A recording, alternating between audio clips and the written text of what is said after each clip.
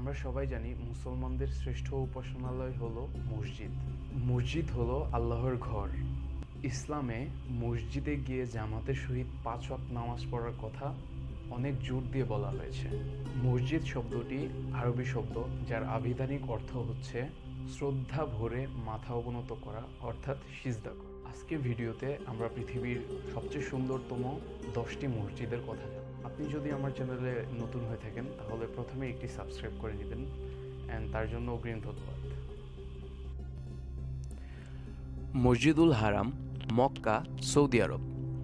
এটি পৃথিবীর সবচেয়ে বড় মসজিদ। ইসলাম ধর্মের সবচেয়ে পবিত্র স্থান কাবাকে ঘিরে সৌদি আরবের মক্কা নগরীতে এর অবস্থান। ভেতরের ও বাইরের নামাজের স্থান মিলে মসজিদের বর্তমান কাঠামো প্রায় 3,56,800 বর্গমিটার, যা 88.2 একর জায়গার উপর স্থাপিত। পৃথিবীর সর্ববৃহৎ এই মসজিদটিতে সাধারণত প্রায় 9 লাখ মুসল্লি একসঙ্গে নামাজ আদায় করতে পারেন, তবে হজের সময় এর পরিমাণ বেড়ে 40 লাখেরও বেশিতে পৌঁছায়। রাসূলুল্লাহ সাল্লাল্লাহু আলাইহি ওয়াসাল্লাম কর্তৃক মক্কা বিজয়ের পর কাবাকে কেন্দ্র করে আস্তে আস্তে গড়ে ওঠে এই সুবিশাল মসজিদটি। 692 খ্রিস্টাব্দে মসজিদের প্রথম বড় আকারের সংস্কার সাধিত হয়। এর পূর্বে মসজিদ ছিল কাবাকে কেন্দ্র করে একটি খোলা স্থান। 8ম শতাব্দীর শেষ নাগাদ মসজিদের পুরনো কাঠের স্তম্ভগুলোর বদলে মার্বেলের স্তম্ভ স্থাপন করা হয় এবং নামাজের স্থান বৃদ্ধি সহ মিনার যুক্ত করা হয়। 1570 খ্রিস্টাব্দে উসমানীয় সুলতান দ্বিতীয় সেলিম প্রধান স্থপতি মিমার সিনানকে মসজিদ পুনর্নির্মাণের আদেশ দেন। এ সময় সমতল ছাদগুলোর বদলে ক্যালিওগ্রাফি সংবলিত গম্বুজ ও নতুন স্তম্ভ স্থাপন করা হয়। এগুলোই বর্তমান মসজিদের সবচেয়ে পুরনো প্রত্ন নিদর্শন। 1621 ও 1629 খ্রিস্টাব্দে বৃষ্টি ও বন্যার কারণে কাবা ও মসজিদ আল হারামের দেয়াল ক্ষতিগ্রস্ত হলে সুলতান চতুর্থ মুরাদের শাসনামলে কাবা পুনর্নির্মিত হয় এবং মসজিদ আল হারাম সংস্কার করা হয়। তখন 3টি নতুন মিনার যুক্ত করা হয়। মেঝেতে স্থাপিত হয় মার্বেলের আচ্ছাদন। এরপর প্রায় 300 বছর মসজিদের রূপ অপরিবর্তিত থাকে। সৌদি শাসন শুরু হওয়ার পর 1955 থেকে 1973 খ্রিস্টাব্দের মধ্যে আবারও বড় ধরনের সংস্কার সাধিত হয়। এ সময়ে আরও 4টি মিনার যুক্ত করা হয়, ছাদ সংস্কার করা হয় এবং মেঝে পাথর ও মার্বেল দিয়ে আচ্ছাদিত করা হয়। সাফা ও মারওয়াকে এই সময়ই মসজিদের ভবনের আওতাভুক্ত করা হয়।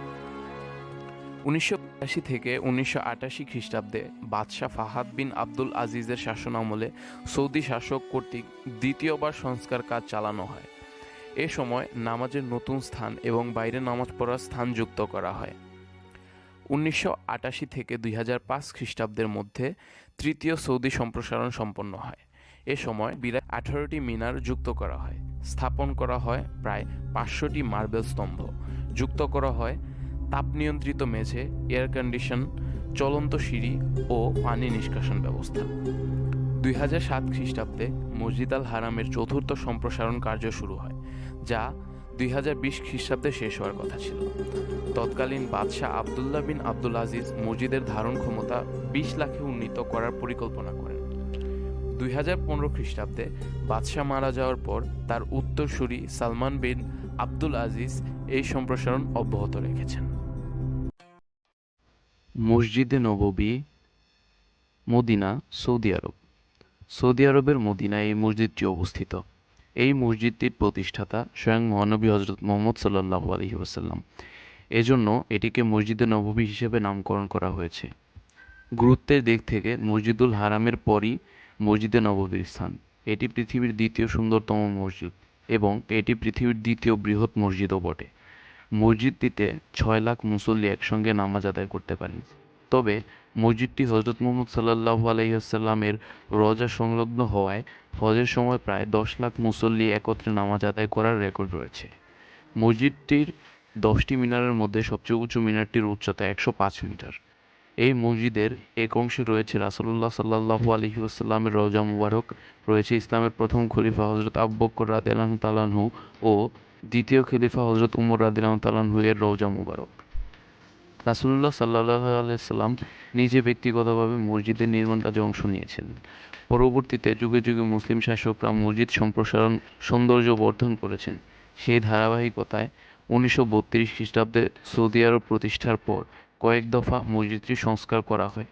1951 খ্রিস্টাব্দে ইবনে সৌদ মসজিদের পূর্ব ও পশ্চিম দিকে নামাজের স্থান বাড়ানোর জন্য স্থাপনাগুলো ভেঙে ফেলার আদেশ দেন। এ সময় কৌণিক আর্চযুক্ত কংক্রিটের স্তম্ভ স্থাপন করা হয়। 1974 খ্রিস্টাব্দে ফয়সাল বিন আবদুল আজিজ মসজিদের জন্য 40,440 বর্গ মিটার জায়গা যুক্ত করেন। 1985 খ্রিস্টাব্দে ফাহাদ বিন আবদুল আজিজের শাসনামলে মসজিদ আরও সম্প্রসারিত হয়। 1992 খ্রিস্টাব্দে এর নির্মাণ সমাপ্ত হওয়ার পর মসজিদের আয়তন দাঁড়ায় 1.7 মিলিয়ন বর্গফুট। মসজিদের বিস্তৃত করিডোর জুড়ে অটোমেটিক খোলা ও বন্ধ হয়ে যাওয়া ছাতা সদৃশ স্তম্ভগুলো সমগ্র বিশ্বের আধুনিক স্থাপত্যশৈলীর অনন্য নিদর্শন। 1909 খ্রিস্টাব্দে আরব উপদ্বীপের মধ্যে এখানেই সর্বপ্রথম বৈদ্যুতিক বাতি চালানো হয়। সুলতান আহমেদ মসজিদ, নীল মসজিদ, ইস্তাম্বুল, তুরস্ক। উসমানীয় স্থাপত্য শৈলীতে নির্মিত মসজিদটির প্রযুক্তিগত সৌন্দর্য সত্যি দারুণ ও চিত্তাকর্ষক। এটি মুসলমানদের জন্য শুধু একটি মসজিদ নয়, বরং এটি ওই অঞ্চলের সর্বাধিক জনপ্রিয় ও আকর্ষণীয় স্থাপত্য নিদর্শন। দৃষ্টিনন্দন নীল গম্বুজ ও মসজিদের দেয়ালে নীল রঙের টাইলসের কারণে এটি ব্লু মস্ক বা নীল মসজিদ নামে পরিচিত। অবশ্য এর অফিসিয়াল নাম সুলতান আহমেদ মসজিদ। উসমানী সুলতান প্রথম আহমদ 1609 থেকে 1615 সালের মাঝামাঝি সময়ে মসজিদটি নির্মাণ করেন। ঐতিহাসিক এ মসজিদটির স্থপতি ছিলেন তৎকালীন প্রখ্যাত প্রযুক্তি ও স্থাপত্যবিদ সেদেফকার মোহাম্মদ আগা। মসজিদটি তুর্কি স্থাপত্যের এক অনন্য উদাহরণ। মসজিদটির মূল একটি গম্বুজের পাশাপাশি 8টি মাধ্যমিক গম্বুজ রয়েছে। মূল গম্বুজটির উচ্চতা 43 মিটার। মসজিদের চার কোণে 4টি ও পেছনে আরও 2টি সহ মোট 6টি সুউচ্চ মিনার রয়েছে। মিনারগুলো দূর থেকে দেখতে গেলে পেন্সিলের মতো মনে হয়। মসজিদের মিনার ও গম্বুজগুলো নীল সাদা সীসার গাঁথনি দ্বারা আচ্ছাদিত এবং মিনার ও গম্বুজের উপরভাগ সোনার প্রলেপযুক্ত তামায় নকশাকৃত। মসজিদের ভেতরের দিকে ছাদ এবং দেয়াল জুড়ে 20,000 অত্যন্ত উঁচুমানের নীল রঙের আকর্ষণীয় টাইলস বসানো রয়েছে। গম্বুজের ভেতরে কিছু অংশে নীল রং করা হয়েছে। এছাড়া অত্যন্ত নিপুণভাবে 200টি স্বচ্ছ কাচ গম্বুজটিতে ছোট খিড়কির মতো করে স্থাপন করা হয়েছে। সেগুলো দিয়ে প্রাকৃতিক আলো ভেতরে ঢুকতে পারে। মসজিদটির দৈর্ঘ্য 240 ফুট ও প্রস্থ 213 ফুট। প্রধান গম্বুজের উচ্চতা 141 ফুট। মিনারের উচ্চতা 210 ফুট। সুবিস্তৃত মসজিদ কমপ্লেক্সে আছে একটি মাদ্রাসা, একটি পান্থনিবাস এবং প্রতিষ্ঠাতার মাজার। বসফরাস প্রণালীর স্বচ্ছ পানিতে সূর্যাস্তের মন মাতানো দৃশ্য আর রাতের বেলা মসজিদের মূল গম্বুজ, শাখা ও মাধ্যমিক গম্বুজ এবং মিনারগুলোর উপর বাতির আলোতে সেখানে অভূতপূর্ব এক দৃশ্যের অবতারণা হয়।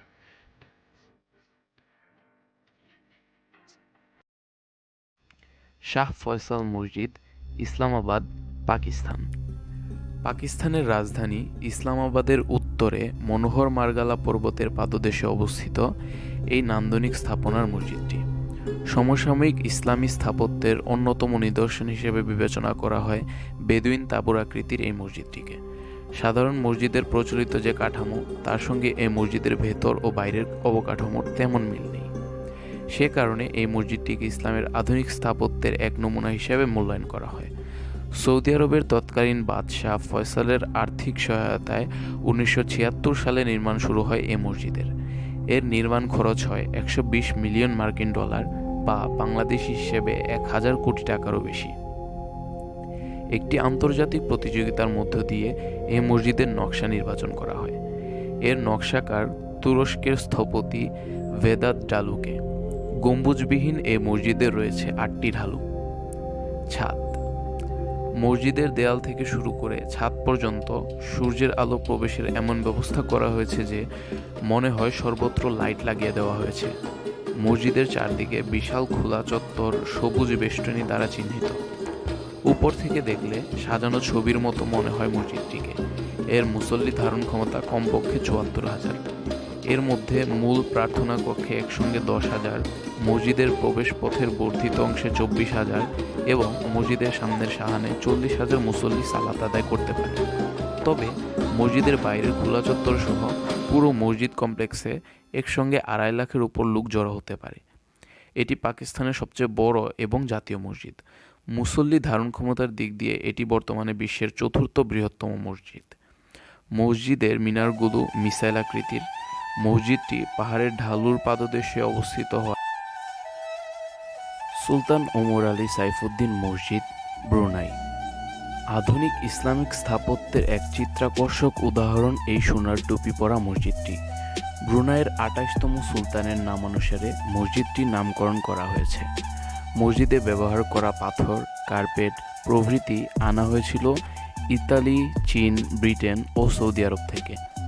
এটি শুধু ইবাদতখানাই নয়, একটি দর্শনীয় স্থানও বটে। ব্রুনাই নদীর তীরের কাছে একটি কৃত্রিম হ্রদে মসজিদটির অবস্থান।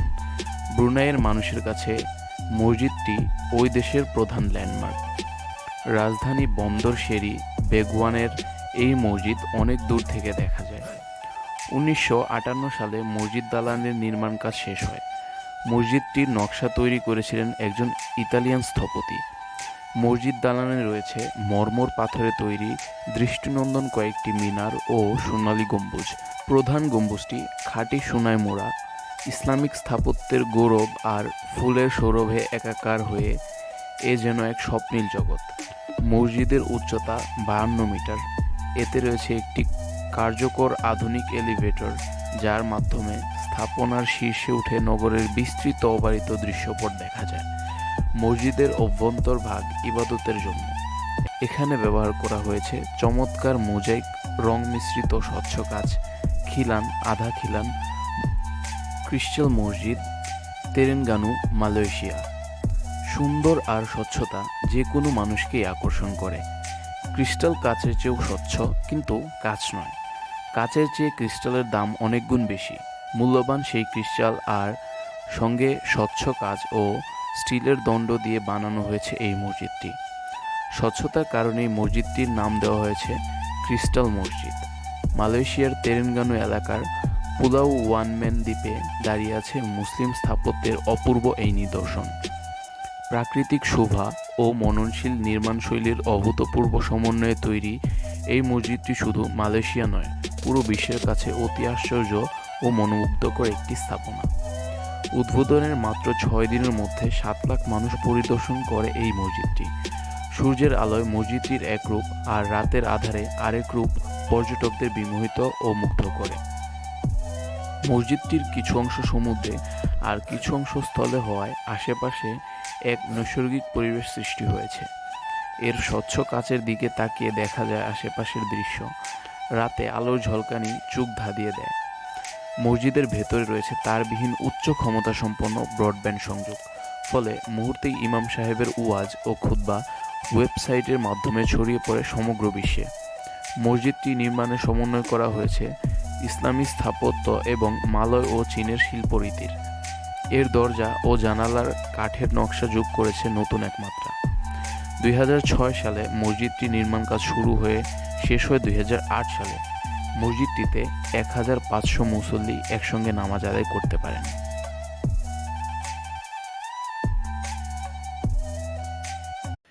কুল শরীফ মসজিদ, কাজান, ক্রেমলিন, রাশিয়া। এই মসজিদটি মূলত ১৬ শতকের শুরুতে নির্মিত হয়েছিল। কুল শরীফ নামে সে সময়ের ধর্মীয় একজন স্কলারের নাম অনুসারে মসজিদের নামকরণ করা হয়। ১৫৫২ সালে কাজানকে রাশিয়ার বাহিনী থেকে রক্ষা করার সময় কুল শরীফ তার অসংখ্য শিক্ষার্থীর সঙ্গে মারা যান। ধারণা করা হয় সেই সময় নির্মিত মিনার সংবলিত মসজিদটিতে গম্বুজও ছিল।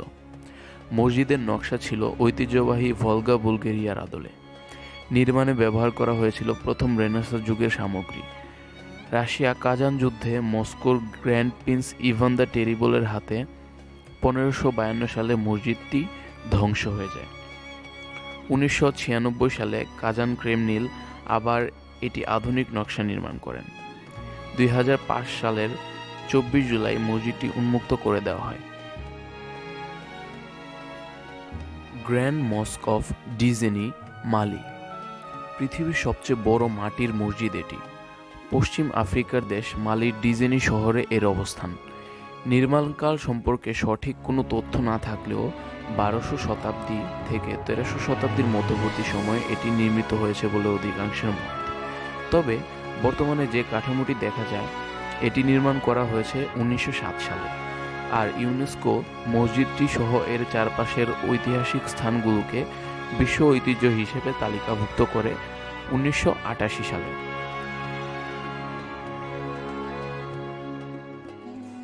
শেখ জায়েদ গ্র্যান্ড মসজিদ, আবুধাবি, আরব আমিরাত। এটি বিশ্বের বৃহত্তম মসজিদের মধ্যে অন্যতম। মসজিদটির নির্মাণকাল 1996 থেকে 2007 সাল।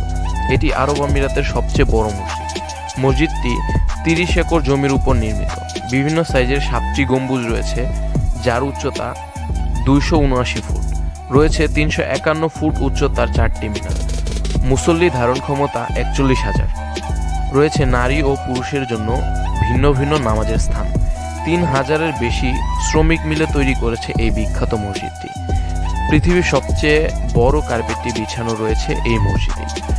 সারা দুনিয়ার সর্ববৃহৎ ঝাড়বাতিটিও ঝুলছে এই মসজিদেই, যা 10 মিটার চওড়া ও 10 মিটার উচ্চতা সহ 12 টন ওজনের।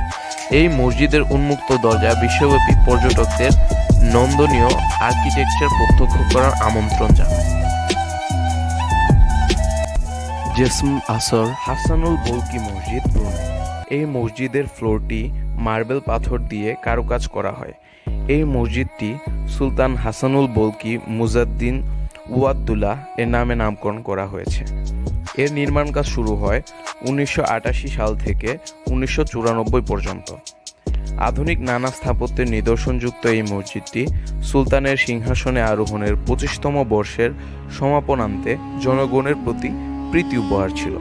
এখানে একসঙ্গে 4,000 মুসল্লি নামাজ আদায় করতে পারেন।